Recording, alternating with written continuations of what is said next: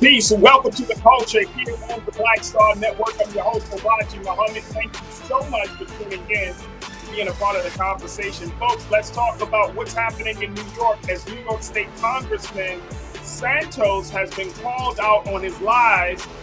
We're going to talk about the impact that it has, not just on New York politics, but just on our democracy in general. We're going to have that conversation. Also, let's talk about the Tory Lanez trial.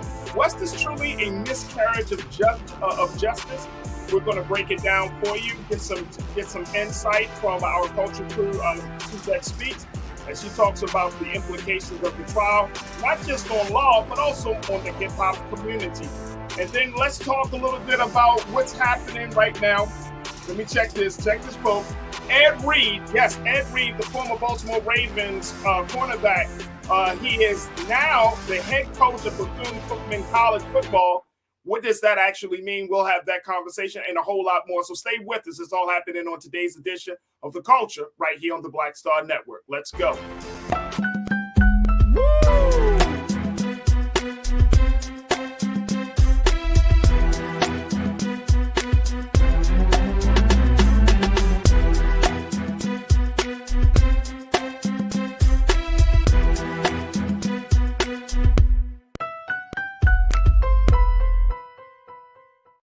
All right, folks, welcome to the culture here on the Black Star Network. I'm your host, Farajii. Thank you so much for tuning in and being a part of the conversation. We got a lot to talk about today, folks, a lot to talk about. Big stories that we have been keeping our eyes on, and now we're saying, okay, we need to discuss them as these stories continue to develop. But here's the big story that's coming out of Washington and New York State, which is Congressman-elect George Santos has been called out on lies about embellishing his resume. Folks, it is not looking good for the newly elected congressman, who has said that he is a couple of things that have been certainly being questionable about his personal history. One is that he has lied about his work history, that he was an associate for Citigroup. Another lie is that he went to Farajii College. And then here's the kicker, folks. The man has even gone as far as to say that he is Jewish and he is a proud American Jew. That was a lie. Let me bring in our culture crew for today, Suzette Speaks, who is a TV host. You can check her out on YouTube. Also, she is a licensed attorney from the state of Florida, and we're always happy to have her on Wednesdays joining us for these conversations. Suzette, my sister, what is going on? Good afternoon. How you feeling this afternoon? Hey, Farajii. Big up to the culture crew. Thank you for having me. Season's greetings, everybody. Yes, a juicy show ahead, indeed. A juicy. First and foremost, I'm digging the dew. Thank you. Oh, yeah. Little Christmas. Hey. Switch up, right? I'm digging. 305 in the building. Let's go. Snap. Whenever we throwing up signs. Okay. 41032. All right, let me stop. Okay. So let's first talk about what's happening out of New York State, which has, reverberated down in Washington, D.C. Here is a congressman newly elected. He comes out of the LGBTQ community, and he made big political history as being the congressman for the 3rd Congressional District in New York, only to be called out on a number of big personal issues. One of the things, of course, is his resume saying, hey, he worked down on Wall Street. He was a part of the financial district. He worked for Citigroup. That's a lie. I need Maury Povich. Where's Maury Povich when you need him? This was so shocking. I don't even know where to begin. Again, I never want to kind of gloat over people's, mishaps, but I think we want to be very transparent when it comes to the expectations of those who are supposed to hold the public's trust. I feel sorry for the people of this district who voted for someone who they thought was one person, but according to the New York Post and other reports now, seem to, in his words, embellish and some would just say outright fib on many parts of his resume. So imagine you are running for public office and you're saying that you've worked for Goldman Sachs. You've said that you have graduated from NYU and Baruch College, and it all turned out to be a non-truth. And my mom don't like when I say lie, so I want to say untruth. But it is such a shocking allegation, or now proven by the research of the New York Post and others, to show that, unfortunately, Republican U.S. Representative-elect out of New York, George Santos, has indeed fabricated a good deal of his resume. So it is, again, a shocking change of events. He took a district that was once held by a Democrat over and has now swung the balance in the U.S. House of Representatives in favor of the Republicans. So there are some implications to which, he must answer for, but he is holding strong. He's saying he's not leaving office until his 2-year term is over. See, here's where I have the problem, man. This is the problem.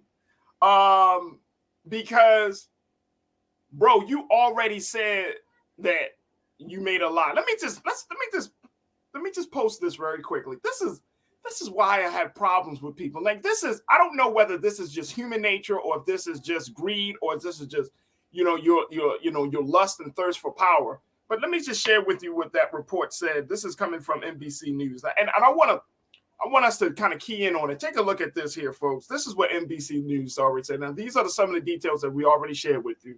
Bombshell investigation. It was published earlier this month, December 19. New York Times said it was unable to substantiate many of Santos' alleged qualifications, such as that he had worked for Goldman Sachs, Citigroup, and Baruch College. He graduated from Baruch. He made LGBTQ political history when he won the November race in New York's 3rd Congressional District, which covered parts of Long Island and Queens. Now, check this out, folks. He admitted to what he described as, quote-unquote, overstating and embellishing his qualifications in at least 3 interviews on Monday. Okay, this was this past Monday. He said a lot of people overstate in their resumes or twist a little bit.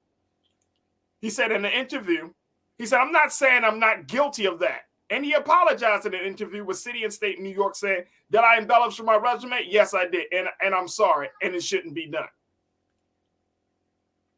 He also said in the same breath, Suzette, that people do stupid things. And this is his word. He literally said, people do stupid things. Sir. Wait a minute, sir. Wait a minute. Hold up, bro. Hold up. You mean to tell me we all do stupid things? But that's not stupid. I don't put, hey, I graduated from Harvard. It's willful. It is with premeditation. It's not by accident, sir. Please stop, making this even worse. He has actually taken down his original campaign website, which had all this information on there, sir. People saw that. It was you in print, black and white, saying that you had done things that you had not. Now, when we say embellishment, now I am not advocating for it, Farajii, but people have put, they were a director or a supervisor and they know they was a team lead and they had to, make it sound a little better for the position that they are trying to obtain. But this is not that. This is whole entire jobs. You have presented yourself to the voters as if you were this kind of Wall Street phenom banker that had worked at Citigroup and had worked at Goldman Sachs and these other big banks, that you had owned all this real estate, which was not true. It kind of has just gotten worse and worse as he continues to speak about it. I think he is mistaken if he thinks he can just kind of brush it under the rug by saying, I'm sorry, I have made this tiny error of embellishing, my resume. I think, even Stevie Wonder could see this is not what's going on here. It is outright down, home, bald face, how they old folks used to say it, lie, sir. So whether there will be an investigation, I know we haven't heard from Republican leadership. They've been rather quiet on this bit of newly released information. Even there are some reports, Farajii, that said that there are those allegedly within the Republican leadership ranks that knew about it while he was still running. Again, he hasn't even been sworn in. That's not until January. But you have those like a House leader, Jeffries, who is calling for even an ethics investigation at the very least. Whether it will stop him from taking office is yet to be seen. But there are some questions that he really needs to answer and kind of, stop this double speak about being Jew-ish. And I don't know if you have that quote, but there's some terrible kind of, round robin ways of addressing this that are quite frankly disgusting. Let me tell you, I was definitely going to address that one. The fact that he claimed himself to be a proud American Jew And then in another interview said that, he was a Catholic, and that he said, well, the reason I said I was Jewish because my mom is from Ukraine and she had Jewish roots. And so I'm Jewish. Sir. So let me ask y'all a question. Let me just throw this out there. Is the Anti-Defamation League about to come out at him for claiming to be Jewish? Are we going to see the Jewish response to this that we've seen when it comes to black men and talking about certain things that the Jewish community or certain folks in the Jewish community may not be happy about? Are we going to see that same backfire, that same uproar, that a man like Santos can claim Judaism? It's reckless. Just straight lying about it. It's Are we quite going to reckless. see? See, this is the sad part about this. And I want to just throw this out there because when we got to take a quick pause. But the sad part of the thing about this is that you said this point, Suzette. People believed you, bro. That's why they elected you for office. And now you come back and then to have the audacity, the hubris, and the arrogance to say, I'm not stepping down until I complete my first term. Like, I lied, y'all deal with it. Let me move on with doing the job. Bro, if you lied about who you are and what you did and where you come from, how the hell are we expect you to believe that you won't lie about policy and other important matters that affect all of the people? Please, please, please. Look, we got to take a quick pause, Suzette. When we come back, we'll continue the conversation. We'll check in with our online culture crew, get some comments from there. And folks, we're just getting started. Stay with us. It's The Culture right here on the Black Star Network.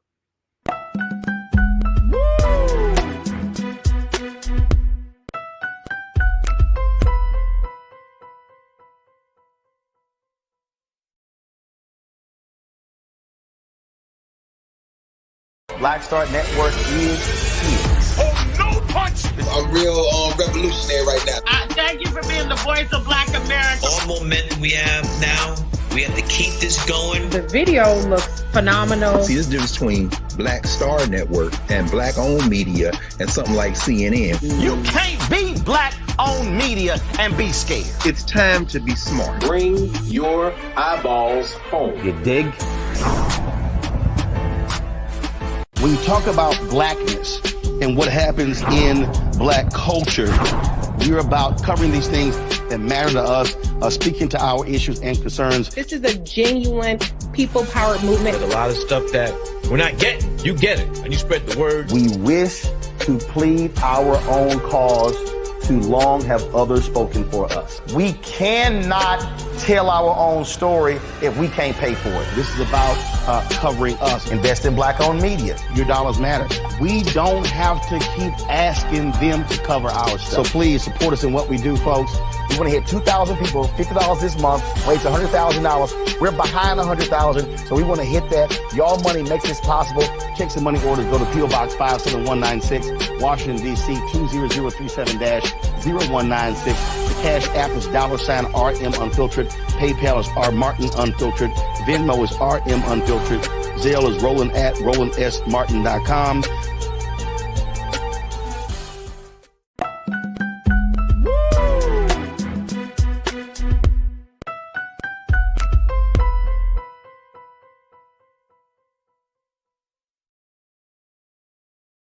All right, folks, we have been talking about the lies of Congressman-elect George Santos, who is the congressman for New York's 3rd Congressional District, and talking about the impact that the lies have made as the congressman-elect has lied about every place from where he worked, what college he went to, even lied about his lineage, saying he's Jewish.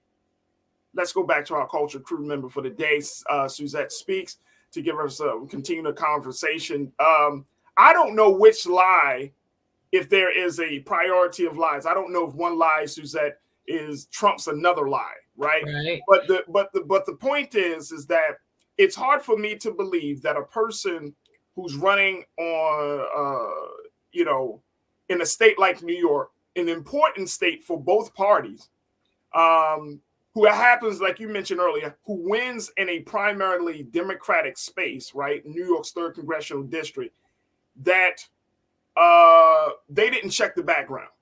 This is crazy. Like who was like who just went along to get along? You know what I mean? Like you didn't check the man's background. Yeah, no, it seems like, and I've seen many people in the comments, hey, everybody, say, you know, for your own job, you have to take a general background check. You have to do general, you know, information gathering, whether you hire someone at, you know, a private corporation or a government job. This is just a normal part of vetting people. But unfortunately, this gentleman, before he was slated as a candidate, wasn't really truly vetted. I also read an article today that stated that his opponent spent all this money on consultants, and nobody in that consultant class did their homework to kind of research this gentleman at the same time. So there were failures on multiple levels when it comes to trying to field somebody that really is worthy of the public trust. I think what has added insult to injury is the amount of kind of denialism, and you guys just look the other way, forget about it. I'm going to do a good job, and I will, you know, continue to represent the folks of my district, you know, wholeheartedly, and they can trust me now. And I think, you know, everyone who is kind of an observer, whether you live within this gentleman's district or you just care about, you know, the American political system, is just worried about what kind of precedents this set. We know that, you know, unfortunately, our politics has taken a crazier turn. Of course, there's always been kind of deceit in politics to one degree or another. But since the election of former President Trump and others who have put out so much fabricating information or fabricated information that we are now almost immune to it, or seemingly or being kind of encouraged to just, again, accept this. He's a human being. No, this has to be called out. This has to be addressed. And maybe ultimately we'll end up in a committee, or maybe a House committee will investigate what happened here. But it's not something that we should just sweep under the rug and pretend as if, okay, just kidding. This is, you know, this is someone who is being held to a higher standard for good reason. You are going to represent hundreds of thousands of people in the U.S. House of Representatives. Like, they should know they can trust who you say you are, so that you can bring the people's business to the House. Unfortunately, there's just so many more questions, and we, you know, maybe we'll uncover more. Who knows? That is disturbing. That is disturbing, to say the least, Suzette. It's disturbing to the fact that, you know, people have to deal with this. Like in 2022, this is how our political parties, this is where our political system has gone to, that you can make a bold-faced lie. You can lie about a lot of different things, important things, things that matter when it comes to your ability to serve. And then you want to stand in front of the American people. You want to stand in front of the people that voted you in office and say, deal with it. Yeah, I just embellished. And that's the part that gets me. It's like, yeah, I lied.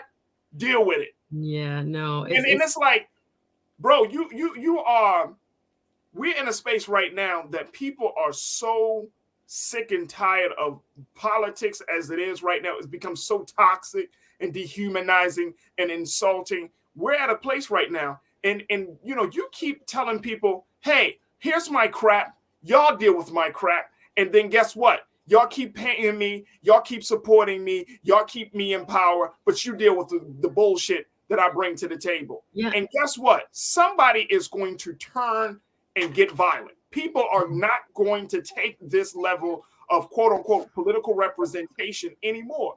It's just not going to happen. So it's interesting. It's very interesting. I want to take a couple of comments from our online culture crew. Janelle, you checked in and said a Jewish publication has already called him out on his fake lineage. He hasn't said anything hateful yet. Well, I thought you can't claim to be Jewish if you're not Jewish. Like, yeah, no, it was a way to garner support that he was undeserving of. So he's misleading people. There are folks that will donate to you or support you in other ways based on their belief, based on what you're saying to them. And I think there was also like a Republican Jewish, maybe a caucus, who has also said he's not welcome to join them. But yeah, it is a deep deceit that we can't understate. Like, oh, what's the harm? Everyone does it. No, this is a serious allegation. And again, if just picture someone else saying these same things, you wouldn't get away with it. And that's why I'm a little bit disappointed that we haven't heard more from the Republican side. And obviously we know why, because they need that vote. But if it was a Democrat that did this, we wouldn't hear the end of it from, soon to be Speaker McCarthy. Kevin McCarthy or any other leadership in the Republican side. So it is a little bit disappointing that something like this, that you can clearly see it from a nonpartisan lens, this is wrong. This is ethically wrong. Again, whether he's broken a law, we'll see. If there is anything that maybe New York State can prosecute or anything like that. But for right now, it's kind of in the hands of his colleagues to see if there are ways that he can be either sanctioned or investigated so that this does not happen again. Let me just tell you, let's put this in another context here. Let's look at the fact that this being the election cycle, this election cycle probably brought more crazies to the ballot box than we probably want to believe. But when you look at a person like a George Santos, when you look at a person like a Herschel Walker, should we start to create a standard vetting system for those individuals who are running to become candidates in this government? There doesn't seem to be a vetting system that the American people can put their trust and confidence behind at this point, Suzette. And that's one of the things I think we need to look at, is that who's vetting these people? Not the parties. Like all you got to do is be of a certain age and breathe. I mean, basically. And then what makes me sad, Farajii, is there are some really good people who have some stains on their record, who did some things when they were younger, who were afraid to kind of step out there and don't want to get in politics because they know maybe past real indiscretion as teens, as young adults will come out. So you have people who have matured past those things, become, their true selves and developed as human beings, but now they're afraid to step into the political arena because of what might quote unquote come out. And then you have other people, as we have seen, as you just mentioned, with the likes of Herschel Walker and this gentleman, Republican George Santos, Rep-elect George Santos, now kind of making the bar even lower so that there are people that, step forward, but wholeheartedly fabricate parts of their histories so that you don't even know who you're voting for. It's wrong. Whether it's illegal is one thing, but ethically it's wrong. And so it has to be addressed, I think, from the candidate level where the parties are actually doing some of the homework. But yeah, it's quite shocking. And I hope, there's something that the parties is really who it boils down to, who select who gets fielded, or people can run on their own. But it's difficult for us to kind of just keep this as the status quo. Hey, Suzette, I'm laughing because you think that the parties are going to do a checks and balance? Like they let this guy get all the way to this point. So voters, but again, it's checks and balance. What is it? I mean, and look, like I'm saying, in this, folks might say, "Oh, you bashing the GOP." These are GOP people. I'm talking about Herschel Walker. Hell, we could even look at. We don't have to just look at this cycle. Just look at the types of individuals. I'm not even talking about party affiliation, but I'm talking about the quality of character of like a Marjorie Taylor Greene and other individuals who are sitting in the GOP.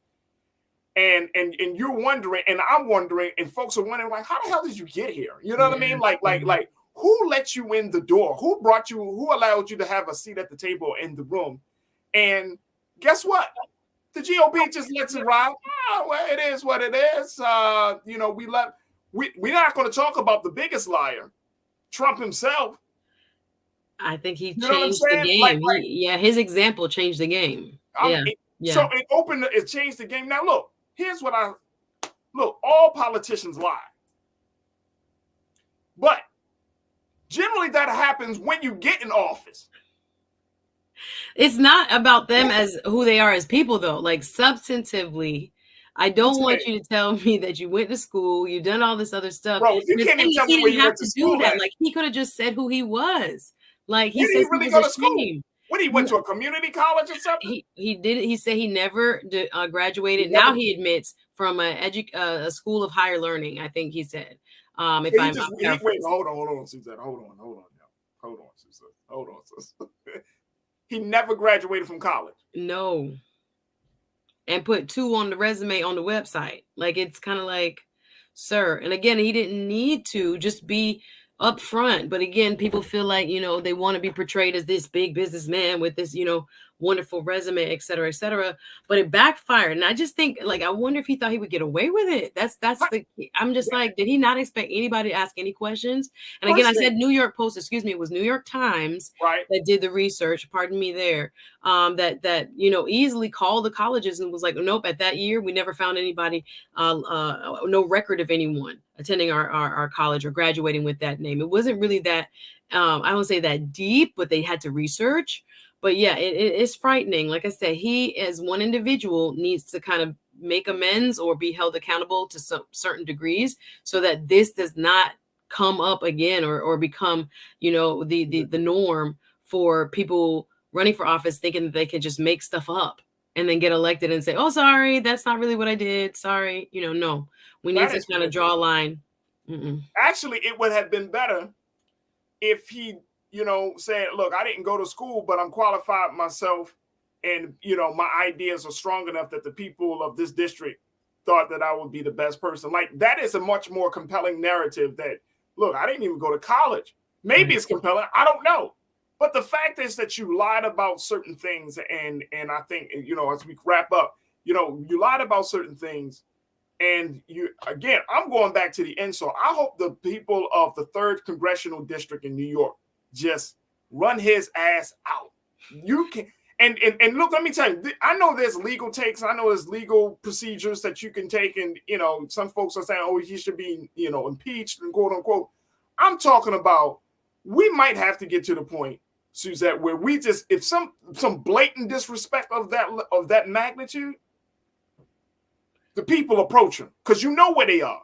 You got to come out the house. Farajii, I'm not for the jungle justice, Farajii. I'm not going to go in this. I'm not going out. I'm not saying, look, I'm not, look. No, I'm saying, here's what I'm saying. You want to play around with leadership and people's lives in this day and time, guess what? You're going to have to tell me face to face. And here in Los Angeles, that councilman who talk bad about black folks, guess what? Everywhere he go, he running up against black and Latino folks. Yeah. Angelinos are like, we're not taking this. Y'all don't mess around. Y'all show up in the office everywhere that Joker go. He can't get everywhere he go. He's met with somebody. That's what you got to do sometimes. You ain't got to put your hands on them. Right. But you got to damn sure let him know, man, look. You answer to us. I'm here all day. I can keep doing this all day, sir. No, it's terrible. Like I said, I'm sure there is someone going through his filings. That's a lot of where politicians sometimes get in trouble. There's an extensive amount of paperwork, again, that deters a lot of good people from getting into public service that he has to file. Now, if he lied on some of those papers, congressional filings or state elections filings that he had to make full disclosures on, then there may be some legal ramifications for what he said. But right now, on the website being a lie, it's wrong. But again, did he break a law? We're uncertain, but I'm sure there are people combing through what he's filed officially on his paperwork to see if there's some fabrications there as well. All I gotta say is we wrap up. If he was black, would this? He would be gone. Okay, I'm just sorry. Like, they'd find a way. Sorry, they find a way already. They find a way. They will go through all of that. And they'll be like, special election. Right? Special election. All right, look, we got to take a quick pause when we come forward, folks. Let's talk about Tory Lanez and the trial that has rocked the hip hop community. Was it a true miscarriage of justice as the hip hop star was charged and found guilty of 3 felony counts? We'll continue we'll have that conversation up next. Stay with us. It's The Culture here on the Black Star Network.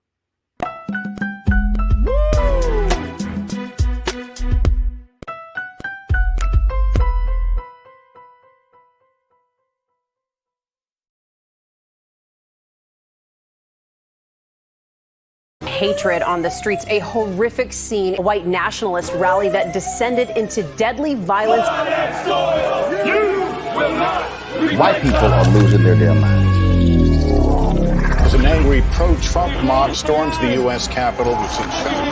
We're about to see the rise of what I call white minority resistance. We have seen white folks in this country who simply cannot tolerate black folks voting. I think what we're seeing is the inevitable result of violent denial. This is part of American history. Every time that people of color have made progress, whether real or symbolic, there has been what Carol Anderson at Emory University calls white rage as a backlash. This is the rise of the Proud Boys and the Boogaloo Boys. America, there's going to be more of this. Here's all the Proud Boys, guys. This country is getting increasingly racist in its behaviors and its attitudes because of the fear of white people. The fear that they're taking our jobs, they're taking our resources, they're taking our women. This is white fear.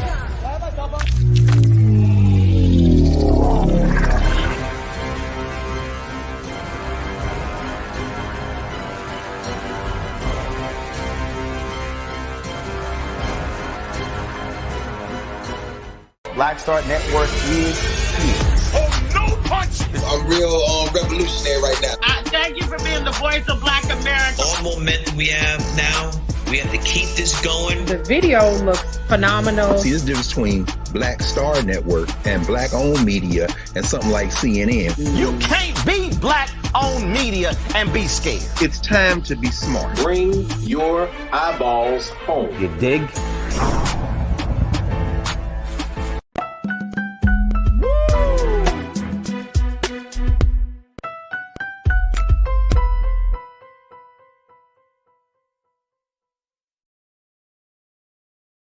All right, folks, let's talk about what's happening in the hip-hop community as the community is still reeling from the guilty verdict of hip-hop singer and rapper Tory Lanez.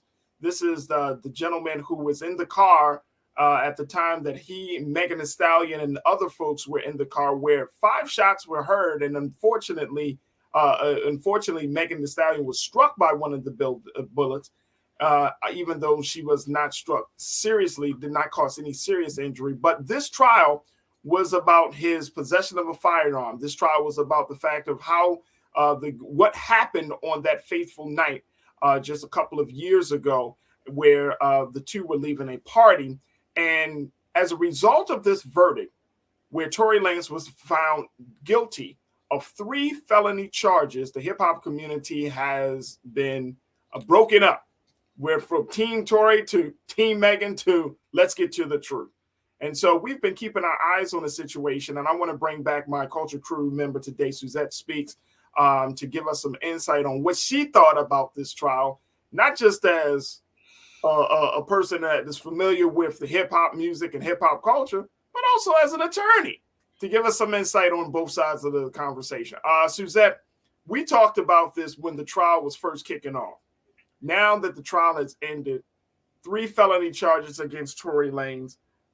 There have been some key moments and some key pieces of information that was shared throughout this whole situation. One is, I think people were looking at who actually fired the gun. There was a lot of discrepancy saying that Megan's former best friend, who was in the vehicle with her, said that she saw somebody else shoot the gun. I mean, there was just a lot of confusion around this case. But along with those developments and those moments, the trial really became this trial about Megan Thee Stallion more so than I think about Tory Lanez, about her credibility was being questioned, about the lack of respect that Black men have for Black women. I mean, it became something very, very different than just a trial about somebody shooting a gun. What's your take on this verdict? Well, there are several observations. Thank you, Farajii, for kind of laying that out there. Well, first and foremost, as an attorney, I look at where are the critical, testimonial, or written statements that had probably the most influence on the jury. And before I do that, we have to think about the standard of proof that had to be shown in this trial, which is beyond the reasonable doubt in the United States when it comes to criminal charges. It's on the prosecutor's burden to prove the allegations beyond a reasonable doubt. And in this case, we saw that among the jury of his peers, 12 jurors, 7 women, 5 men, it was up to the prosecutors to place in front of that jury enough evidence to show them that they were indeed making the correct judgment for seeing that these three charges were, the standards for these three charges were in fact met. So I think sometimes when people are looking at what they're seeing on TV or the replay on social media, you have to remember that the evidence case file is broader than just witness testimony, right? So all the statements that were given right after and back in 2020, this happened in that fateful post Kylie Jenner party that, you know, they rode away from. People were giving statements right then and there that were also a part of the court record. So I saw a lot of commentary on social media. And again, just the reactions, we can go into some depth about, you know, why there was so much anti-Megan Thee Stallion, which I say sentiment. And there was some in support of her as well.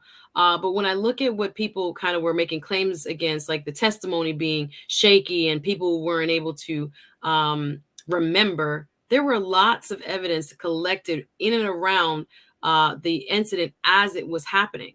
So I think sometimes we forget, the fact that Mr. Lanez himself didn't testify. That sends a message to the jury. You had the bodyguard that was supposed to testify as well disappear. There was a lot of kind of holes that were left open. If you were going to try to prove that someone else did this, there were a lot of unanswered questions. And I think the prosecutor did an obviously adequate job of saying beyond a reasonable doubt, this is the person that shot this weapon. Again, we're going to have fans who are disagreeing with this. But again, show me your evidence. And again, if you have 4 people in a car and several of them have already testified closer to the events that it was Mr. Lanez, and then you have others who are not found or not, you know, or pleading the fifth at this time, or all of a sudden their memory is foggy. The credibility of witnesses is also taken into account when jurors are weighing the evidence. So there was a lot of questions I saw posted on social media, or a lot of assertions made on social media that I was kind of disagreeing with, because I'm saying, you know, they're not looking at, again, the totality of the evidence in the case file, not just the testimony that we saw, or at least was reproduced to us because there were no cameras in this courtroom.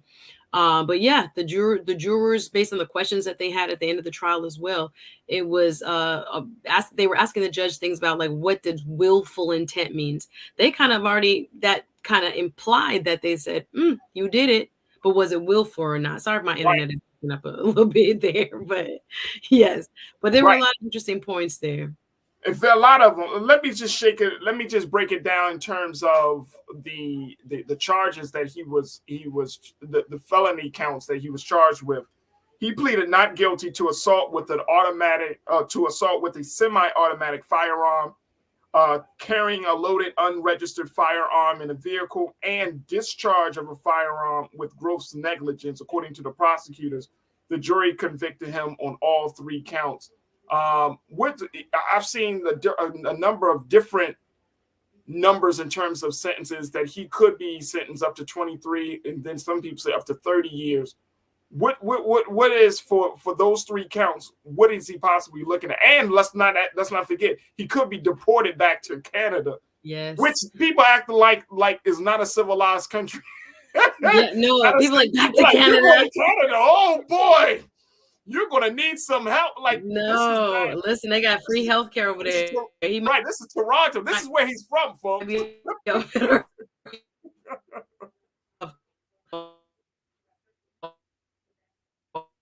we lose Suzette?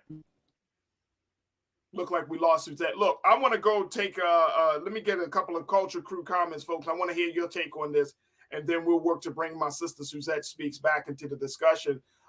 Janice, you said if he gets 23 years, I believe that is not correct. Murders don't even get that much time. Yeah, I see what you're saying, and it's not. Look, folks, y'all know how the game go. He's a high-profile individual. He's an artist, right? He has a lot of fame. He has some money. They're going to try to make an example of him. They're going to try to make an example and send a message to the hip-hop community, Janice. So if it's like you, you know, it's you know how the situation go. I don't think he's going to get the full time. I don't even think he's going to get deported. I think he might get some minor time. But you know, I'm not surprised that they threw the book at him for such a situation like this.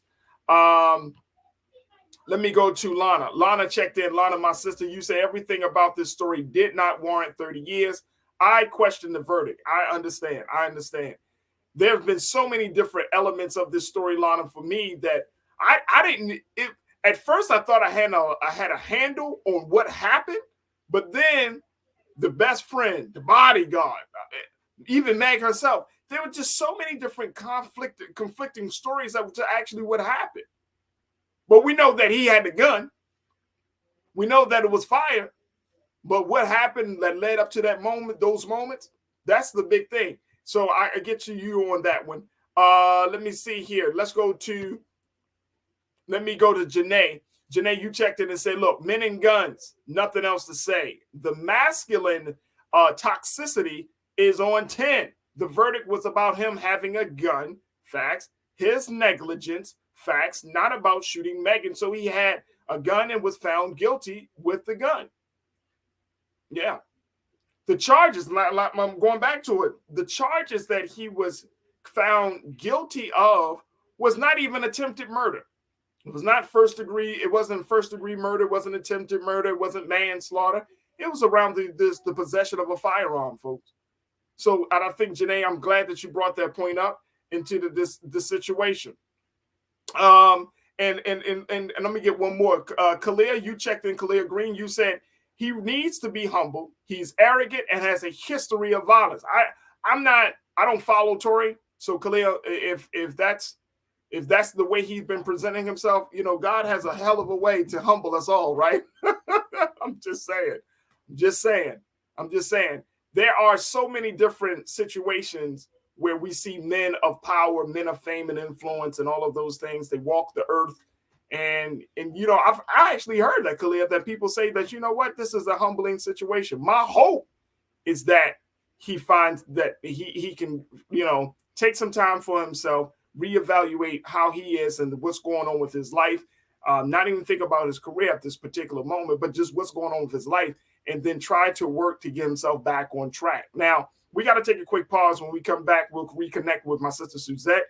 Let's also talk about the fact that his father was another key player in this trial. His father's trying to create the narrative around the situation, saying that Tory was being railroaded by the criminal justice system, and even is going as far as to say that Jay-Z was responsible. Come on, man. Look, we'll have that conversation. Stay with us. It's The Culture here on the Black Star Network.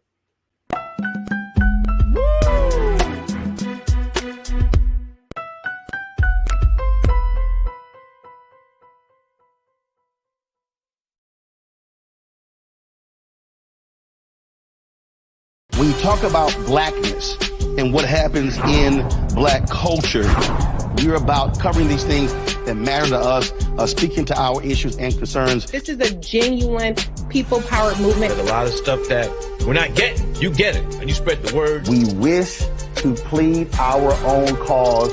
Too long have others spoken for us. We cannot tell our own story if we can't pay for it. This is about covering us. Invest in black-owned media. Your dollars matter. We don't have to keep asking them to cover our stuff. So please support us in what we do, folks. We want to hit 2,000 people, $50 this month, raise $100,000. We're behind 100,000, so we want to hit that. Y'all money makes this possible. Checks and money orders go to P.O. Box 57196, Washington, D.C. 20037-0196. The Cash App is $RM Unfiltered. PayPal is R Martin Unfiltered. Venmo is RM Unfiltered. Zelle is Roland@RolandSMartin.com. Black Star Network is here. Oh, no punch! I'm real revolutionary right now. Thank you for being the voice of Black America. All momentum we have now, we have to keep this going. The video looks phenomenal. See, there's a difference between Black Star Network and black-owned media and something like CNN. You can't be black-owned media and be scared. It's time to be smart. Bring your eyeballs home. You dig? Hatred on the streets, a horrific scene, a white nationalist rally that descended into deadly violence. White people are losing their damn minds. Some An angry pro-Trump mob storms the U.S. Capitol. We're about to see the rise of what I call white minority resistance. We have seen white folks in this country who simply cannot tolerate black folks voting. I think what we're seeing is the inevitable result of violent denial. This is part of American history. Every time that people of color have made progress, whether real or symbolic, there has been what Carol Anderson at Emory University calls white rage as a backlash. This is the rise of the Proud Boys and the Boogaloo Boys. America, there's going to be more of this. Here's all the Proud Boys, guys. This country is getting increasingly racist in its behaviors and its attitudes because of the fear of white people. The fear that they're taking our jobs, they're taking our resources, they're taking our women. This is white fear.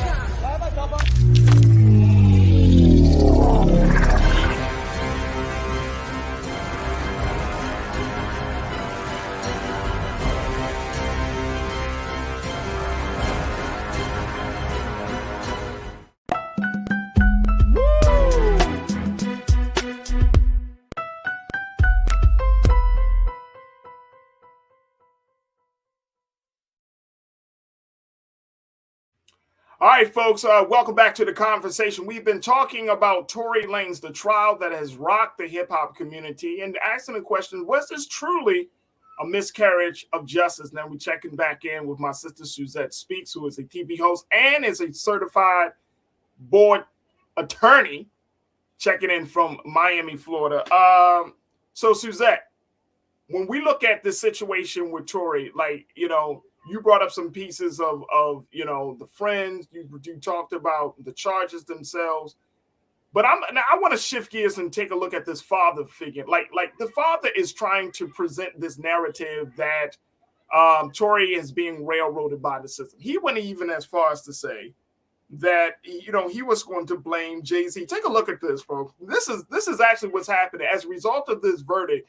There's been a petition that's been put out. That's got a few thousand folks that are saying that Tory needs a new trial, that there needs to be an appeal ASAP. But I want to, you know,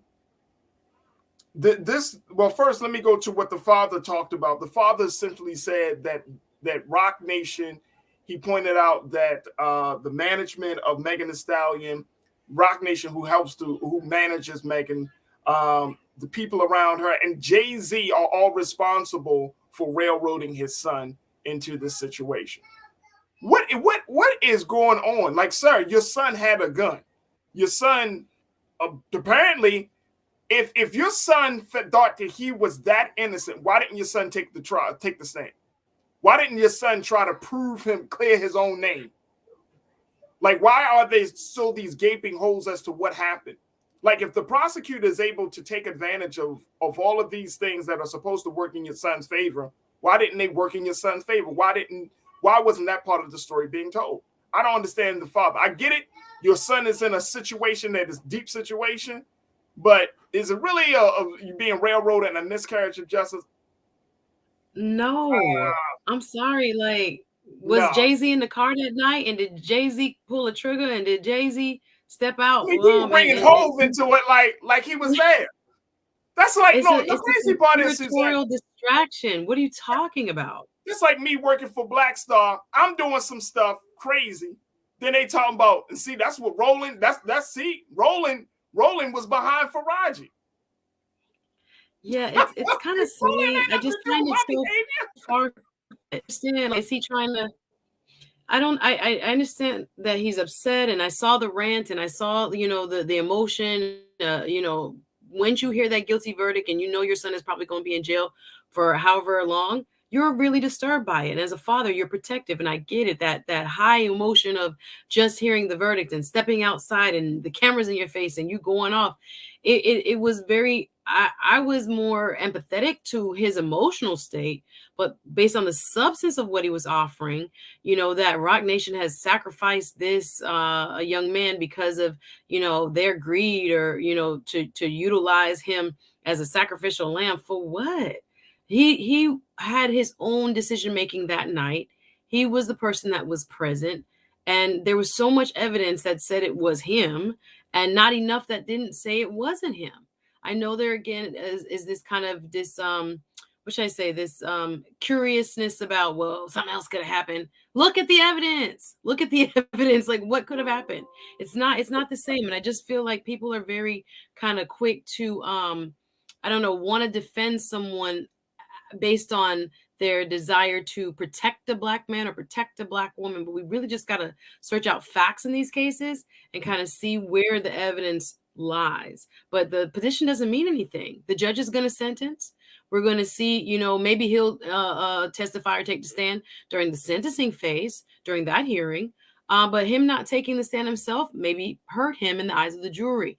So again, I mean, people have kind of extrapolated a lot from what you know, she symbolizes as a Black woman and him as a Black man. This is a crime of violence that took place between two people on one set night. And sometimes I think we try to make it too much of a big symbolism. It was a crime committed against Megan, not that she caused, right? And that someone shooting at you is a crime, whether negligently, whether willfully, right? That's why they didn't go for the attempted murder. They could not prove that. That's a higher standard to prove beyond a reasonable doubt. But what they could prove, and they have, is that it was negligent for you to be shooting recklessly, right? Based on what the evidence showed. So there was a lot there that I think sometimes we ignored or try to overstate these other outside influence of Rock Nation. And he's not paying the judge. He's not, there's no, I mean, that influence is really overstated, sir.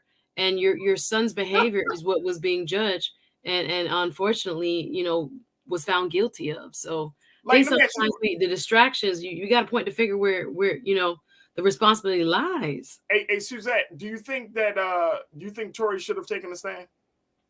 Not if he wasn't gonna have nothing to say that was gonna tell him. That's why he didn't do it. I'm like, that's why you didn't take no stand. I'm the jury. I'm interpreting. You have a right not to, you know, self-incrimination, right? Fifth Amendment right, but it speaks volumes when nobody else had no concrete recollection of anyone else pulling that trigger, right? And that's how I felt. Like, bro, why wouldn't you take the stand and try to clear your name? Because it makes you look guilty.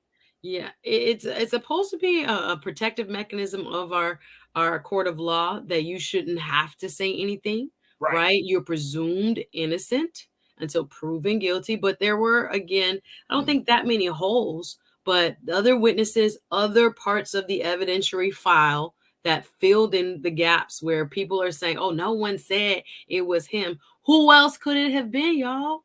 Who else? A magic bullet doesn't just show up. Someone who had motive, who had opportunity, who, again, at the time when witness statements were taken, several people said, yes, it was him. All of a sudden, there's a change up. All of a sudden, people have disappeared, not showing up. And we're going to see if there was any witness tampering. I'm sure that'll be investigated. You can't not show up, guys, when you've been subpoenaed, right? So there's a lot of questions, perhaps, but enough evidence was presented for this jury to be able to find that, yep, he's culpable. So we got to be careful with, you know, trying to find these kind of outlandish, far off, you know, scapegoats so that this person is not being held responsible for his behavior. You know, I'd be interested to see, you know, it can be up to from probation on up what he gets, but especially if there's witness tampering, it's going. Looks like we lost Suzette. Look, I mean, and I'm agreeing with her that it looks like it. If it comes down to witness tampering, we will certainly figure that out. But I don't think this is one of those cases, folks. I really don't think it is. Belinda, you checked in very quickly. You said, how can you, as the father, not instill civility in your son who was caught in another country with a deadly weapon? Also, how does this ranting change his outcome? Well, you know what? I think that if you are a parent, you know this. Your child is a different human being. We can teach them. They come from us. They come from our households. But at the end of the day, they're going to make their own decisions, right? And so because your child is a different human being, they think differently. They see themselves differently. They see the world around them differently. So I'm not going to beat up on the father in terms of, I wouldn't say that that the father didn't instill civility. Because somewhere along the line, Tory thought that, you know, carrying an unregistered gun was going to be acceptable, that he was either necessary for him or he just simply wanted to do it. But I think that if you are a decent parent, right, most decent parents want to instill in their child right and wrong principles, things that you should do to consider other people, all of those things, right?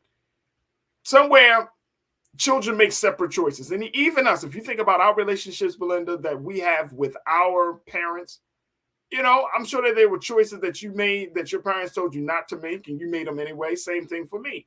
So it's I don't think it's to blame the father in that respect, saying that you should have instilled civility. They're going to make the children are going to make their own choices, regardless of whatever good guidance you may give them. So that is something that we got to keep in mind. And most importantly, I think that this was not a Megan Thee Stallion on trial, folks. This was Tory Lanez on trial, and how that situation went down with that firearm. This was not a Megan Thee Stallion trial. The unfortunate part about it is that she put herself in a trick bag with her conflicting statements and interviews and her testimony on the stand and all of those things. So her credibility looks bad. But at the end of the day, this was about a situation that could have been more fatal. All right, folks, we got to take another quick pause. When we come forward, let's talk about how another NFL Hall of Famer is making his mark in Black college football. We're going to check in with our guy, Scotty. We're going to talk about Ed Reed and the big decision that he just decided to make. Stay with us. That conversation is up next here on The Culture, right here on the Black Star Network.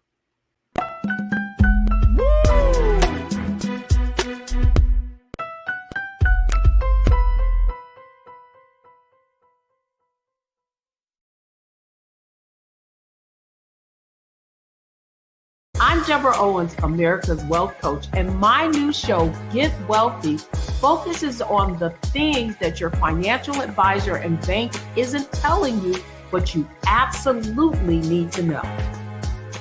So watch Get Wealthy on the Black Star Network.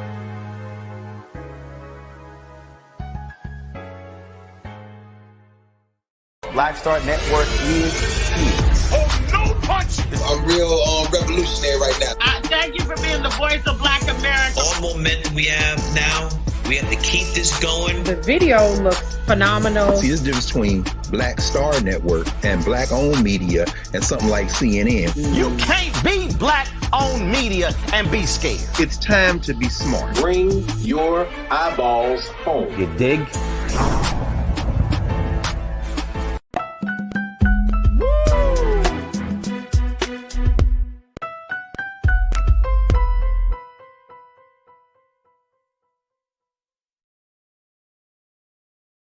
All right, folks, let's talk about what's happening in the sports world as another NFL Hall of Famer has decided to make his mark in the coaching space. I'm talking about former Baltimore Raven Ed Reed, who is by far one of the best players of the game of all time, folks. I'm talking about Mr. Ed Reed, who played for the Baltimore Ravens. He played for my team for 10 years, establishing himself as one of the great defenders in the league and in NFL history.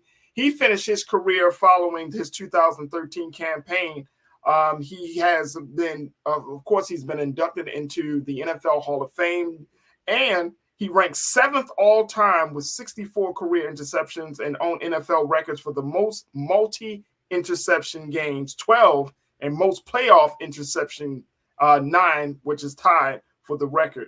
He's a 9-time Pro Bowler and was part of the Hurricanes 2001 National Championship team down there in Florida. And so he has decided to take his talents and his experience and his expertise of football to Bethune Cookman College as the new head coach with their football program. Wow. Now, of course, Ed joins Deion Sanders and Eddie George of the Houston Oilers. And now you got Ed Reed is coaching a Black NFL Hall of Famer, now has decided to coach with another HBCU. What impact will this have on sports and the culture? We had to check in with my guy, Scotty, host of Off Script TV. You can check him out on all social media platforms. But Scotty, I appreciate you for checking in with us this afternoon. What do you make of this big decision here, bro? We got Scotty. There we go. What's up? What's up, Scotty? How you doing, brother? Man, it's always good to be back, man. Listen, when I do, so when your producer hit me up, she was like, "You know what you want to talk about?" I'm like, "Who wouldn't want to talk about Ed Reed? Like, talk about Ed Reed? Come on, man. I know. Hey, look, I'm from Baltimore. He's one of my, and this is no joke, one of my favorite players. One of my favorite. No, seriously, Ray Lewis was one. Ed Reed, like you could not get past the Ravens without those two guys. And of course, T Sizzle. Yeah. But Ed Reed was one of my, like, I enjoyed watching him play, bro. Like he would be in the back in that secondary, and you were like, boy, if you throw that ball, he gonna get it. He go, yeah, that boy a ball. And listen, I'm from Silver Spring, so shout out. I didn't know you was from Baltimore. Yeah. But yeah, man, listen, it's huge for the culture, bro. It's huge. Ed Reed, he's not as flashy as Deion and everything, but he's a savant. He loves the game. He's a grinder. He puts everything he had into the game, and I think he's going to do that even so much as coaching. It's a great move for Bethune. So how does this thing go? Because I think this is interesting, Scotty. You and I, we talked about this when the Deion Sanders news came out, that the impact of, Black Hall of Famers coming from the NFL possibly taking their skills to HBCUs. Now, is this going to be a growing trend, bro? Like, are we going to start to see more Black players saying, you know what, let me coach with the HBCU? Bethune Cookman, their record last season was 2-9. Yeah. 2-9. Now with Ed Reed coming to the helm, does it change anything for them? It does. I mean, first of all, it's in Florida. Okay, like you can turn around, trip and fall, and the dude with dreads that run a 4.3. It's Florida. You know what I'm saying? So you're gonna get the talent, and what people don't understand, because a lot of people are coming new to the HBCU space. Bethune Cookman was a powerhouse 3 or 4 years ago. You know what I'm saying? So they're not too far. When they were in the MEAC before they came to the SWAC, they were a legit dominant team when they had Brian Jenkins there coaching. And so they're known for winning, even being a private institution. So it shouldn't be hard to him to restart this engine and get the talent with his name and his bravado coming down to Florida. And people got to understand that family, Ray, Warren Sapp, Andre Johnson, Reggie Wayne, like they're going to fully support their guy and probably be around campus. And I'll tell you this, and I do think a trend is happening. I was on a Twitter Spaces, and Antonio Cromartie was on that same Spaces, and he said he would go help Ed if he called. He said that. And then he said if the Texas Southern job came open, because he's in Houston, he would want to take that job. So you are seeing an open trend of former NFL players looking for those positions and willing to take them. So how does that fit in terms of what we saw with Deion Sanders? He put 2 years in, he's moved on to another university. Should the HBCU football community expect that you bring a big name to your football program or to your sports program, and they will only give you maybe 1 or 2 good years, and then they may move on? Is that a concern that you think that the HBCU sports community have? I don't think they should, right? Because it's all about how you ingratiate yourself. If you come in saying you're the Messiah and then you try to dip, you know what I'm saying? Then they gonna give you the back. Wait a minute, hold on, Scotty. Was that shade on Deion there? Listen, I'm calling spade a spade. If you gonna come in, if your voice get all pitched higher. Listen, if you gonna come and talk about, you the change and you the change agent, I'm the agent of all that crap, you know what I'm saying? Then however you leave, if you don't leave a certain way, then you're gonna get kind of backlash. But if everybody else comes in and they say, listen, I'm here to win football games, I'm here to bring my experience to this campus and do whatever I can to bring said institution to a higher level to get recognized or whatever, then people are gonna be like, yeah, let's do that. You know what I'm saying? Whatever we can do to put us back on the map football wise, let's do that. And I don't think you'll have such the blowback that you'll get from a Deion Sanders and that. But it goes like this, right? Because somebody called into my show earlier today on some foolishness, on some Promet type stuff. And this is my thing. Nobody's Deion, okay? He's a one of one. But that's like saying Kobe Bryant was bad because he's not Michael. It's like saying LeBron is bad because he's not. No, everybody has their own greatness inside of them, right? So, yes, you might not be Dion, but you can be damn close. I'm sorry if I can't say the D word. I'm sorry. You can be right. Bro, we say more than the D word on the show. Boy, that's child's play on the Black Star Network. You know, so, you know, but you can get close to that level of accomplishments and greatness in your own right. And let's be real. Dion couldn't even win the biggest game of the year in HBCU football. So is he really that great? I mean, just being honest, you know what I'm saying? So it's that type of level. So I agree. I think that you will start seeing HBCUs kind of fold in this lane. But once again, when you come into this arena, you have to be able to bring resources. That's the key. I'm going to use, like, the way they try to pimp HBCUs, I'm pimping you the same way. You know what I'm saying? Like, because all they trying to do is get back to their alma maters or get to a Power 5 or whatever, which they feel they deserve to be there because of their formal NFL experience. But they don't have, you know, the white schools be like, hey, you ain't got the experience, just like any other job, right? So, you know, they come down to HBCUs. They're like, hey, we'll take you. You know what I'm saying? But as they take you, you need to get whatever you can. And I said on my channel, Bethune Cookman should have been selling merch yesterday. Do you hear me? They should have been selling. They should have been selling Ed Reed merch as soon as that Bama's name was announced. Bam. The next minute they dropping merch, because that's what you need to do to get your money back and get your resources. So, you know, we'll see. It's interesting because now it's like you use the term pimping, but are we pimping ourselves at this point? You know what I'm saying? Like you got a black man who's bringing his skills to a black school to help black folks, but you know it still feels a little weird. Like it still feels like this is more of a business model rather than an institutional an institutional process, right? It feels like, okay, this is going to be a quick fix. Yeah, we're going to get our season. We're going to change our season. We're going to get some money for our football program. 2 to 3 years, we will be back on top, and then we move on to the next situation. We might get a coach, a much more quote unquote less famous coach, more just as qualified, but a little bit less famous in the next 2 to 3 years. Yeah, and that's why I agree. It's because you're not. It's like fixing a hole in the boat with, like, you know, caulk or, you know, just something to get by, because you're still getting water, but it's not going as fast. That's why, to me, I really wish Dion would have stayed and played the long game, because imagine this. Imagine Dion, imagine Hugh, imagine Ed Reed, and now you can start implementing infrastructure changes to the SWAC, right? He could have been the godfather of a SWAC new media era, to where now you're going to ESPN asking for $5 million per school. You know what I'm saying? So you're probably getting say about $60 million per year, 4 years, that's $240 million for the SWAC conference, because of the eyeballs, the excitement, and everything generated around that. And then you can go to the Celebration Bowl and say, hey, listen, guys, let's make a college football HBCU. Let's make a black college football playoff. Let's take the model they have for the New Year's Eve Bowl. Let's bring it down to us, and let's build that. See, that's infrastructure that changes schools' lives 5-10 years down the line. You see what I'm saying?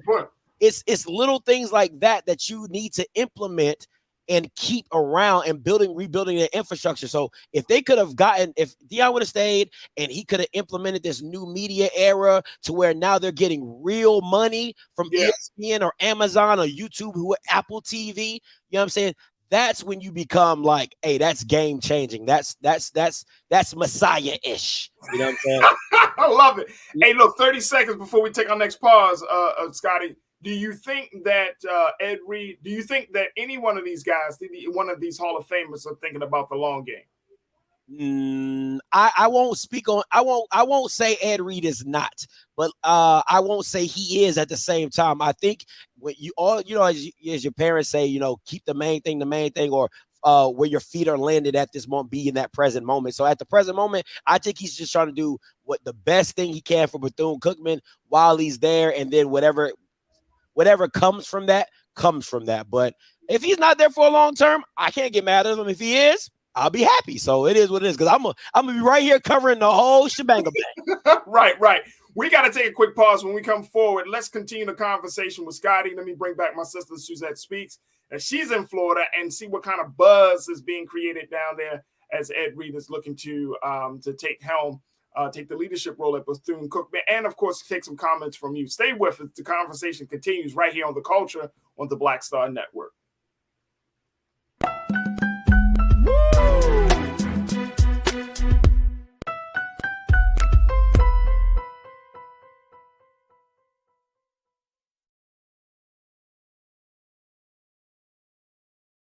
Hi, I'm Dr. Jackie Hood Martin, and I have a question for you. Ever feel as if your life is teetering and the weight and pressure of the world is consistently on your shoulders? Well, let me tell you, living a balanced life isn't easy. Join me each Tuesday on Black Star Network for A Balanced Life with Dr. Jackie.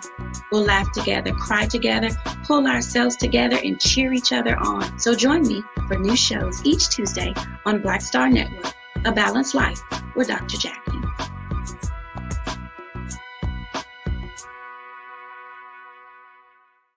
Black Star Network is here. Oh, no punch! I'm real revolutionary right now. Thank you for being the voice of Black America. All momentum we have now, we have to keep this going. The video looks phenomenal. See, this difference between Black Star Network and black-owned media and something like CNN. You can't be black-owned media and be scared. It's time to be smart. Bring your eyeballs home. You dig?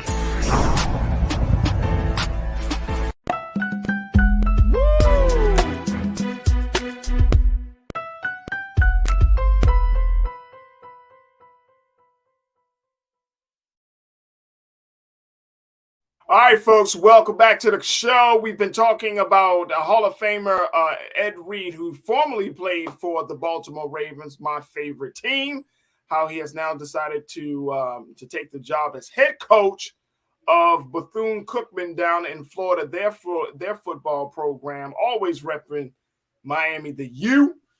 And talking about the implications that it has on football and the culture. Checking in, of course, with our sports contributor, host of Off Script TV, my man Scotty. And I want to bring back my sister Suzette Speaks, who is down in Florida as well. Suzette, how you feeling?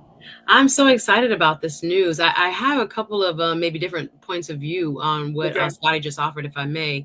I do not see this type of collaboration as any type of pimping, if you will. I think HBCUs are doing what they've always been designed to do, which is allow great Black talent a space to show what it can do when it can't get a voice or can't get a space at bigger so-called mainstream universities. I don't think it's a bad thing.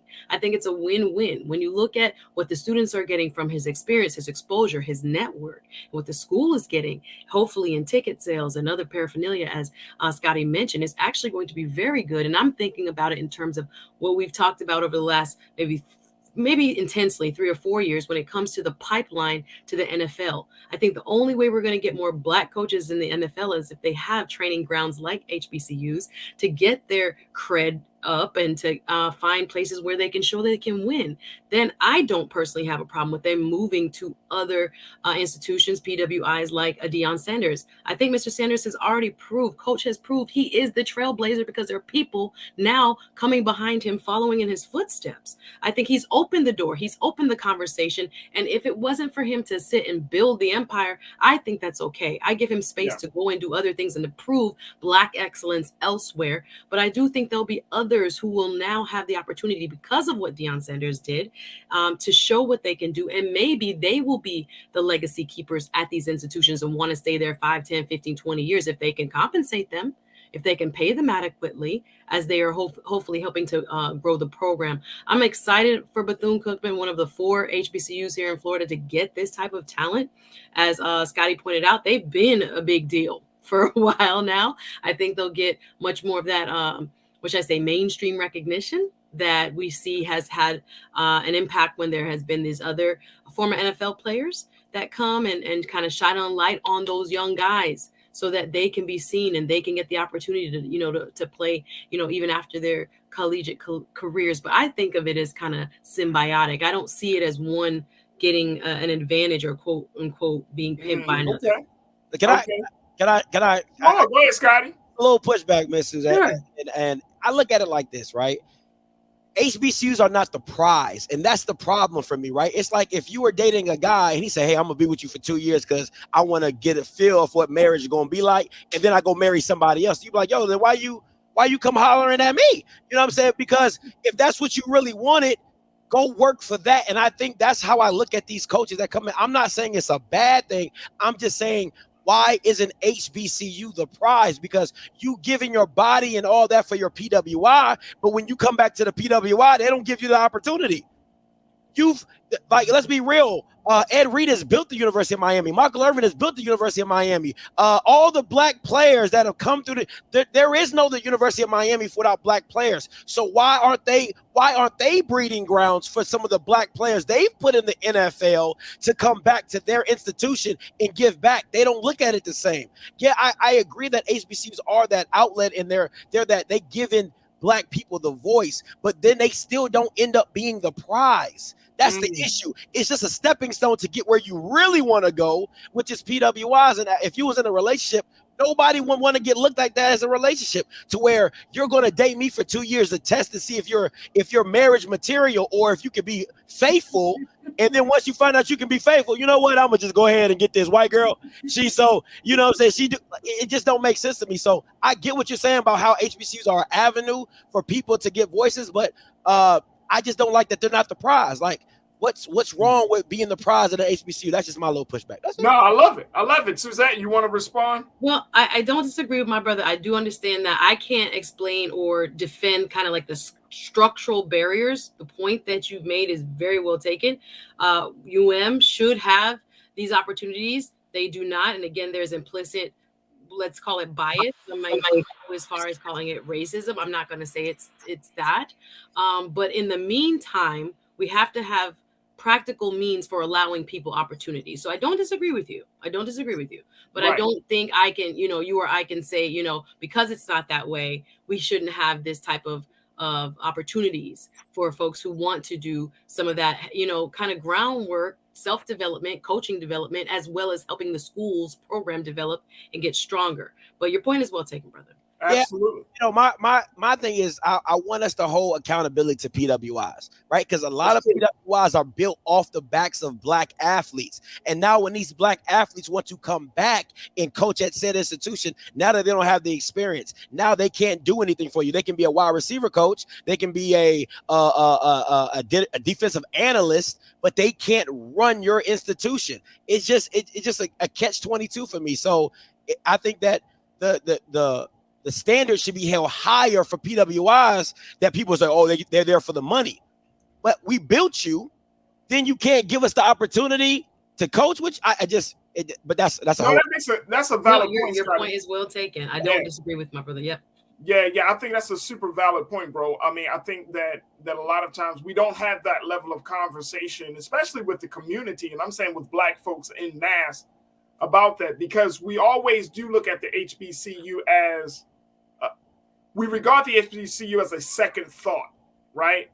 It's a cultural space. We love to take pride in it when it comes to certain times of the year, and HBCU. But at the end of the day, HBCUs are still struggling. Yeah, the academic programs are struggling. The sports programs are struggling. The enrollment now we have HBCUs have been around for over 100 years in this country now, and some of them, right? And we're just seeing within the past 2 years, as a result of George Floyd, where there were more students that have enrolled in HBCUs than they have in all of its history. More black students too. So we have to bring HBCUs in the conversation. I'm happy that like Ed Reed and Coach Prime, and they're bringing the HBCUs in the conversation. Here's my concern, though.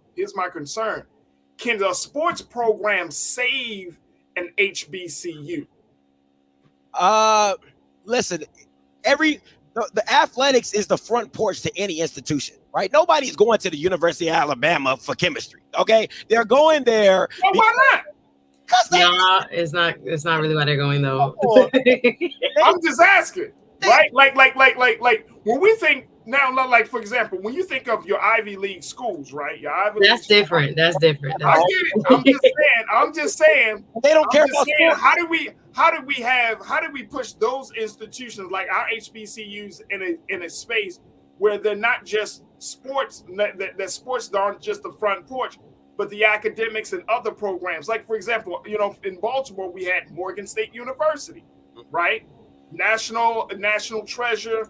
Everybody knows that Morgan is about engineering. I mean, look, I like Morgan sports as well, but Morgan sports don't work. Scotty, I'm from Maryland. I don't know about national treasure now, but go ahead. Go ahead. Boy, that's how it was designated, bro.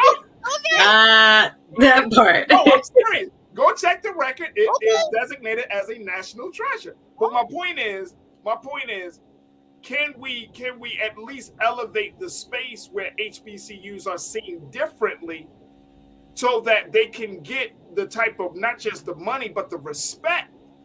I think producing both athletes and scholars at the same time. I think academically, anybody who really know, I think there's a stat that says like 60% of Black professionals come from HBCUs. Your judges, your lawyers, your doctors. Most of those come from HBCUs. And I know a lot of HBCUs, they call their schools white at night. A lot of programs send their kids to, a lot of PWIs send their kids to programs for their masters and all that at HBCUs. So that's why they call it white at night. But for me, you still, where interest is always going to be drawn. I know the research dollars and, all the R1 institutions that get money for research, but to get the interest of your program is usually always through the front door of athletics. That's how Alabama grew, exponentially when it comes to enrollments and money and student fees. Is because of the championships that they were winning at the University of Alabama, and they started getting those outside kids or out of state kids to come to Alabama. That's a great point. Karen checked in. My sister Karen checked in Suzette and says, Suzette, 100, we have to create and grow within our spaces in order to be elevated into other spaces. Other spaces have greater opportunities and compensation. That is the way it is. Karen, Suzette, you want to respond to Karen's? Karen that goes for corporate. That goes for other kind of programs where we're kind of within a kind of incubator-like scenario when we go to these places that are safe spaces for us to mess up, make mistakes, try new things, be innovative, also be coached and developed as well. There are very high expectations when you come to these PWIs when it comes to winning games. You got to be prepared and you got to be ready. I don't disagree with my brother that they should also value the talent that built them, basically, and allow them opportunities. But as we said, I think there are structural barriers there in how people perceive who the head coach should be and what he or she should look like. On top of that, I do think we just have to kind of embrace when people are stepping up to the plate to support our HBCUs. It's really mentally how we perceive ourselves. So how we talk about the alumni support, are you buying tickets to the games? Are you writing checks, to help balance out, the cost of all these program building expenses? It is really important so that we kind of change in the public dialogue how HBCUs are seen, perceived, respected among ourselves. And then the majority culture kind of picks up on those cues from us. Absolutely. Hey, Scotty, we got about like 30 seconds, bro. So what do we make of this? And I want to go back to the ideas that you shared in the earlier part of the conversation in terms of infrastructure, building the infrastructure, and how these Black coaches can be instrumental in creating an infrastructure where, not just building up their sports programs, but really building the infrastructure to create greater interest in these schools all around. As the community, how should we move forward with this? Should we be celebratory, or should we be like, okay, now let's put some demands on these Hall of Famers? I always feel like they're going to get you in rooms you couldn't get in by yourself. You know what I'm saying? It's no different than, if I was walking with Roland and Roland takes me into a room I couldn't get into by myself because he's Roland Martin. You know what I'm saying? It's the same thing with Ed Reed. It was the same thing with Dion. It's even the same thing with Hugh Jackson. You have to start using these people to put you in position in rooms that you weren't able to get before. You wouldn't be able to have a direct conversation with Steve Bisciotti from the Baltimore Ravens owner, who's worth $6 billion. You know what I'm saying? To give his advice or give him a donation to your institution or whatever, or put you give you another guy or name that you could talk to for your media or anything like that. It's little things like that you got to start using the guys that come to your institution, their resources. That's why I always say you want to hire people that can gave you resources that you wouldn't be able to get by yourself. Because let's be real, it always takes somebody, right? We've all got into a position of power or elevated with somebody's help. You know, a lot of people can't really say they did it by themselves. It was just like, hey, somebody reached out to me, somebody helped me out, somebody looked out for me. So it's the same thing when you start hiring Ed Reeds and Deion Sanders and Hugh Jacksons. We're looking out for you, right? You want the opportunity to coach. You want the opportunity to show what you can do. Now you got to come back and look out for us. And what's that mean? Hey, let's get in a room where we couldn't get in before and you negotiate, or we bring the right people in here and we negotiate some deals and stuff like that. That's just how I look at it. Absolutely. Scotty, my guy, my sports contributor here on The Culture. You can check him out on Off Script TV, on IG, and all social media. Hey, can I do one thing before I go? Yeah, go ahead. Hey. Oh,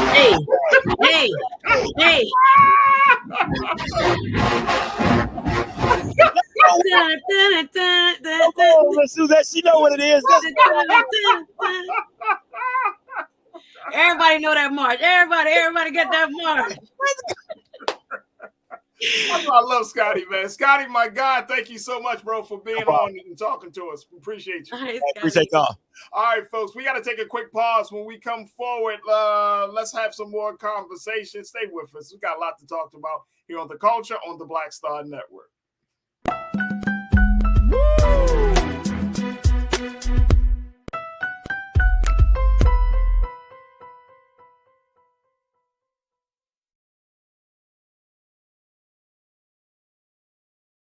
When you talk about blackness and what happens in black culture, we're about covering these things that matter to us, speaking to our issues and concerns. This is a genuine people-powered movement. There's a lot of stuff that we're not getting. You get it, and you spread the word. We wish to plead our own cause. Too long have others spoken for us. We cannot tell our own story if we can't pay for it. This is about covering us. Invest in black-owned media. Your dollars matter. We don't have to keep asking them to cover our stuff. So please support us in what we do, folks. We want to hit 2,000 people, $50 this month, raise $100,000. We're behind 100,000, so we want to hit that. Y'all money makes this possible. Check some money orders. Go to P.O. Box 57196, Washington, D.C. 20037-0196. The Cash App is $RM Unfiltered. PayPal is R Martin Unfiltered. Venmo is RM Unfiltered. Zelle is roland@rolandsmartin.com. Black Star Network is here. Oh, no punch! I'm real revolutionary right now. Thank you for being the voice of Black America. All momentum we have now, we have to keep this going. The video looks phenomenal. See, there's a difference between Black Star Network and black-owned media and something like CNN. You can't be black-owned media and be scared. It's time to be smart. Bring your eyeballs home. You dig? Hatred on the streets, a horrific scene, a white nationalist rally that descended into deadly violence. White people are losing their damn minds.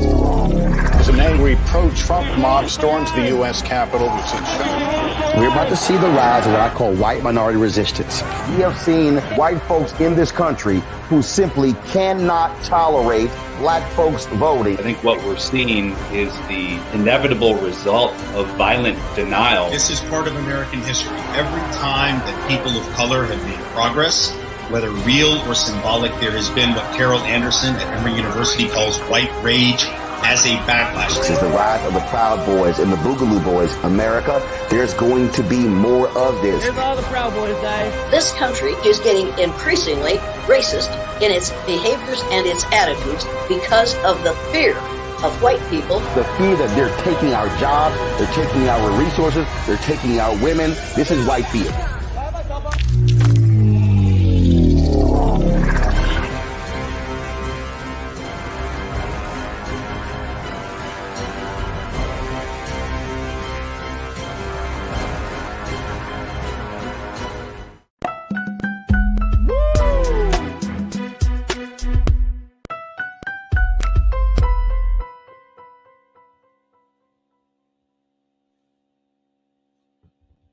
All right, folks, welcome back to The Culture here on the Black Star Network. I'm a little bit upset at my culture crew member, Suzette Speaks, right now. Farajii. Farajii, I tried to watch it last night, but I didn't get but through one more episode. Don't ruin it. Don't ruin it. All right, so here's what I was going to talk about today, folks. We can still talk about it, just not the ending. Hold on, Suzette. I have to set this up now. Sorry.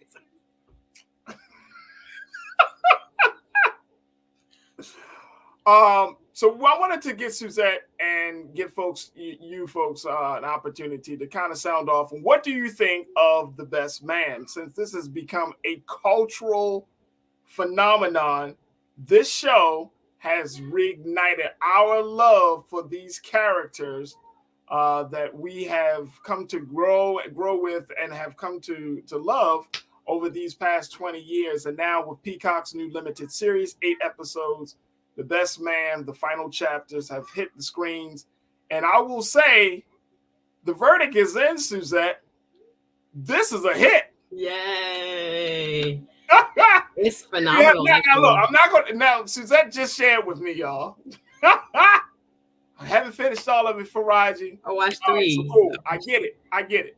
Not going to put no spoilers out, but I at least want to take the time to acknowledge the great work of creator Malcolm Lee and the phenomenal cast of Morris Chestnuts, Taye Diggs, Nia Long, so many other, Terrence Howard.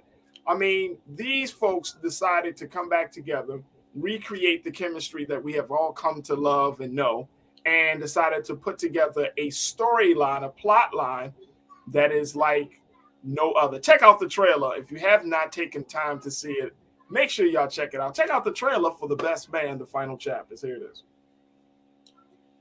Fellas, I'm getting married. It's gonna be just like old times. Only better, right? Better. Hollywood has come a-calling. They want to make unfinished business into a movie. Our carefree college days on full display. I love it. That book costs a lot of drama. Get your popcorn ready.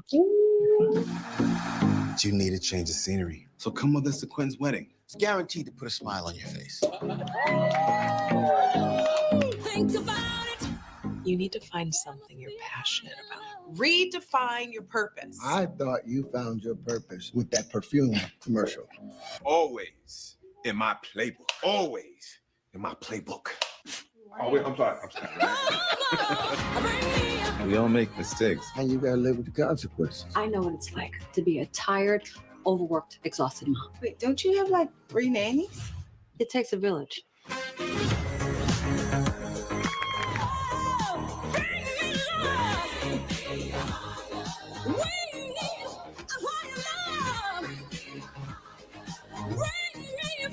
Life doesn't always go the way we expect, but if we're lucky, we end up where we're supposed to.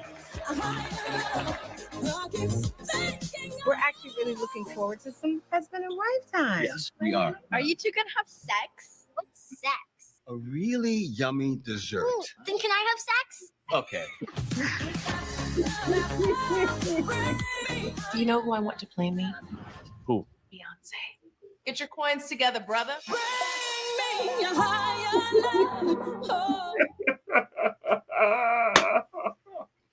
You got some homework to do, Suzette. You got some homework to do, ma'am. Listen, I cannot wait to do it. I see Belinda in the chat. Me too, girl. I'm on episode 3. All right, I so was supposed to finish it, but it was so good so far. I'm enjoying it so far. Folks have been raving about this, and it's very interesting to see the type of interest that this show has generated. Of course, you know, a lot of people are already talking awards. People are already saying that they want another set of episodes. I mean, it's just crazy how this situation has blown up. Miss AKA Lady, you said you love the wardrobe, may tune in just for hair and fashions. Let me tell you something. The hair and fashion is on point. That's real. But I think the big thing that works, and I think to you know, Suzette, you can tell me so far what you think. I think the big thing that works is the writing and the scenarios. Like, these seem to be much more relatable characters in the sense of modern day America, right? Like where we are as Black people and where the culture is. What do you think of it so far? I love when there are pieces of work like this that just show the complexity of the Black experience, where I can watch it and I am kind of immersed in these folks who are just trying to figure out their lives, enjoy their journey, love one another, help one another heal, figure out life together.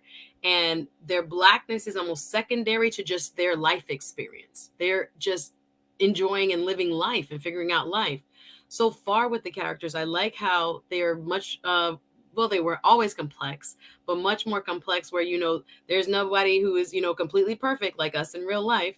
They have these vices or these shortcomings or these imbalances in their love lives and their careers and, their personal lives that are reflective of like universal struggle. We as human beings, oftentimes our kind of, two-ness is real, where we're trying to be good people. We're trying to do the best we can by our families, our friends, our kids, whoever. And then there's always this struggle of kind of like pulling away from that, or life challenges that take us away from that. So far it is really sexy. I will say that.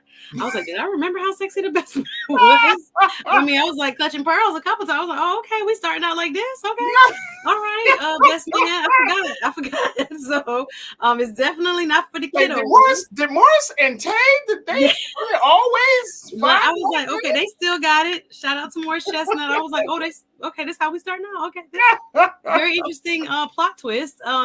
But yeah, I think it is still indicative of what life can be like, when art imitates real life, where people are, in these complex situations that look great from the outside, but on the inside, you're slowly dying, or you slowly have this pain that's unresolved and you're trying to figure it out. So far, I mean, again, fashion, hair, all of that. Yes, the ladies look fabulous. I was like, dang, y'all putting pressure on grown women looking this good. I'm like, let me just say this. Are tattooing in this whole film. I kept saying, dang, what's going on? I have to say, beauty on display. Let me tell you, Suzette, I have to say, like, I follow like Nia Long on social media. I follow Regina Hall. I follow like when you look at Sanaya, Regina, and Nia, and even Melissa D'Souza, right? Like I call them like the Fabulous 50 Club, because you would not believe that these women are 50 years old. Flawless. I'm talking about them close-ups too. I mean, I'm talking about like when I looked at Nia Long, I was like, yes. Like Nia. What they say. I mean, I thought you were beautiful when you were Fresh Prince, but damn, you still. They are styled to the T. Just the fashions alone. I'm like, yes. Right.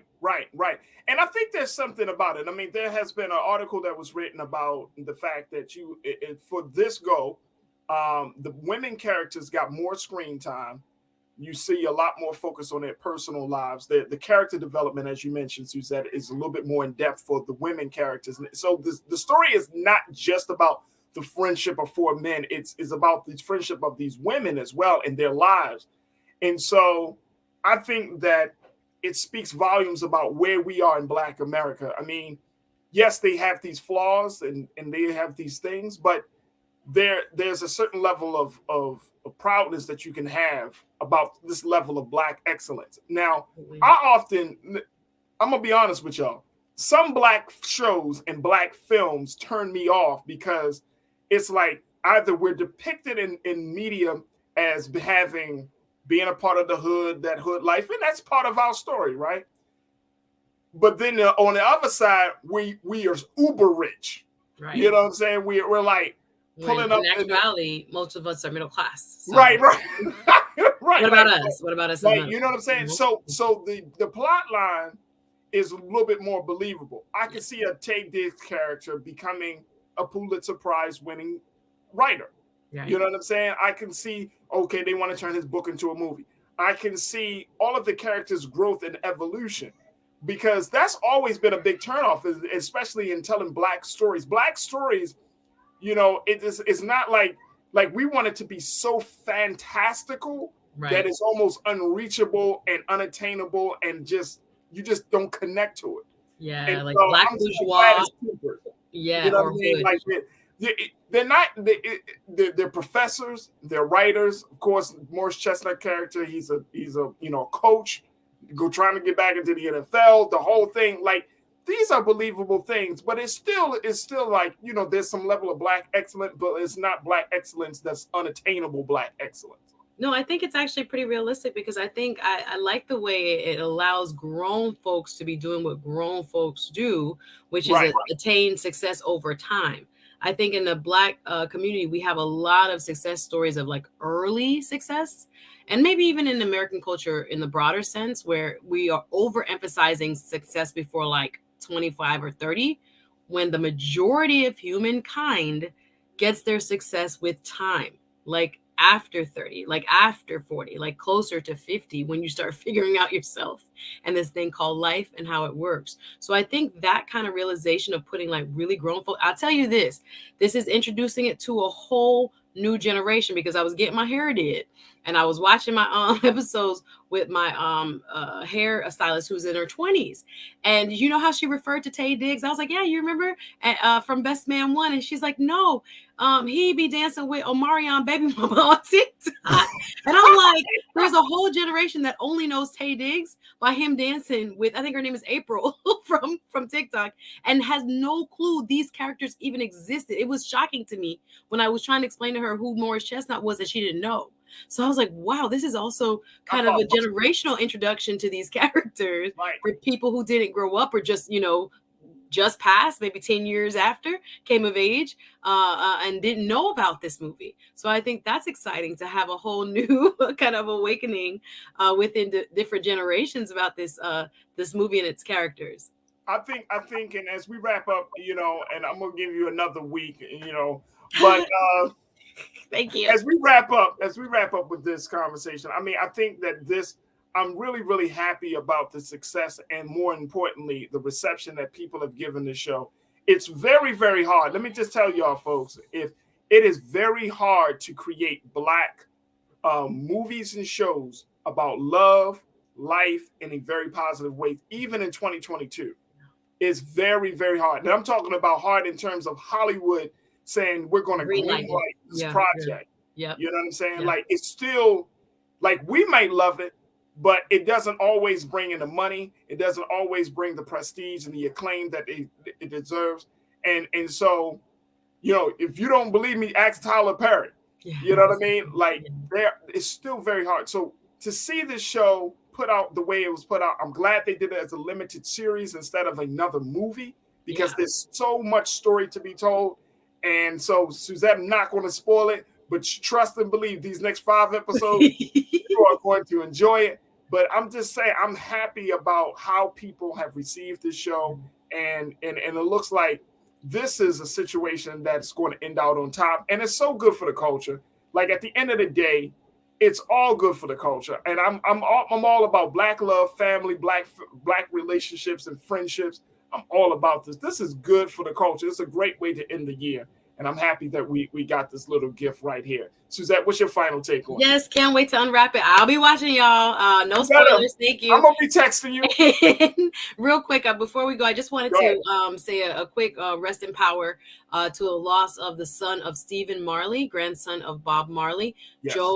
Joseph Mercer Marley, also known as Joe Mercer. I had the pleasure of meeting him, introducing him at a local reggae show, Caribbean Rum Festival back in 2019. Met this man, early 30s, just on the brink of, greatness.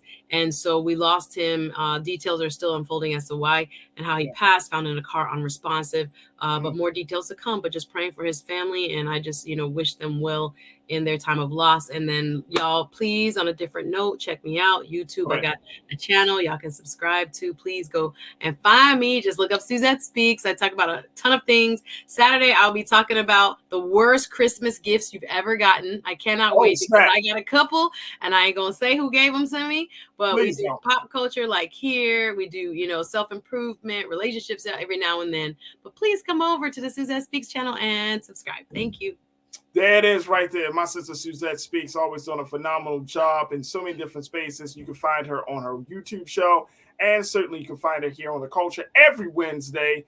And we're so happy to have you as one of our strong voices, Culture Crew voices. Suzette, thank you so much for being on today. Everybody.